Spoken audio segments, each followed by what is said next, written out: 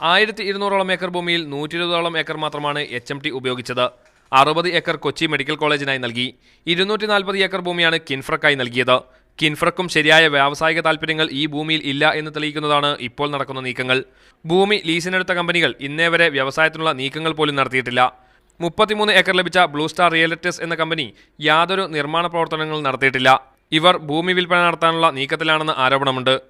2011 ഈ പ്രോജക്റ്റ് ഇവർ പറഞ്ഞ അനുസരിച്ചുള്ള പ്രോജക്റ്റ് വന്നില്ലെങ്കിൽ, ട്രേഡ് ഫെയർ സെൻറ്ററും ഇൻ്റർനാഷണൽ കൺവെൻഷൻ സെൻറ്ററും ഒന്നും വന്നില്ലെങ്കിൽ ആ ഭൂമി തിരിച്ച് എടുക്കാനുള്ള പ്രൊവിഷൻ ഇതുണ്ട്. സ്ഥലം തന്നെ അവർ മനോരമയിൽ പരസ്യം ചെയ്ത് 8.5 ലക്ഷം രൂപയ്ക്ക് ഇത് മറിച്ച് വിൽക്കാനാണ്.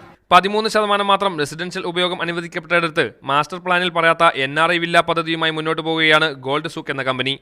തുടക്കത്തിൽ രംഗത്തില്ലാതിരുന്ന ന്യൂ ഹാൻഡ്സ്, XIME എന്നീ കമ്പനികൾ വ്യാവസായിക ആവശ്യത്തിനുള്ള ഭൂമിയിൽ നടത്തുന്നതാകട്ടെ സ്വാശ്രയ വിദ്യാഭ്യാസ സ്ഥാപനങ്ങളും. ഭൂരഹിതർക്ക് നൽകാൻ ജില്ലയിൽ ഭൂമിയില്ല എന്ന സർക്കാർ വാദത്തിനിടെയാണ് കുടിയൊഴിപ്പിച്ചെടുത്ത 100 കണക്കിന് ഏക്കർ ഭൂമി ദുരുപയോഗം ചെയ്തും വെറുതെയിട്ടും കിടക്കുന്നത്. ജില്ലയിലെ ഭൂരഹിതർ ഇപ്പോൾ കളമശ്ശേരിയിൽ സമരത്തിലാണ്. 20% ഭൂമിയെങ്കിലും ഭൂരഹിതർക്ക് വിട്ടു നൽകണമെന്നാണ് ഇവരുടെ ആവശ്യം. ഭൂമി ഏറ്റെടുക്കലുകളും കൈമാറലുകളും പദ്ധതി അവതരണങ്ങളുമല്ലാതെ വ്യവസായങ്ങൾ വരുന്നില്ല. എറണാകുളം ജില്ലയിൽ ഭൂരഹിതർക്ക് നൽകാൻ ഭൂമിയില്ലെന്ന് സർക്കാർ ആവർത്തിക്കുമ്പോഴാണിത്. ക്യാമറ പേഴ്സൺ സ്റ്റാലിനൊപ്പം ഇർഷാദ് പടന്ന, മീഡിയ 1.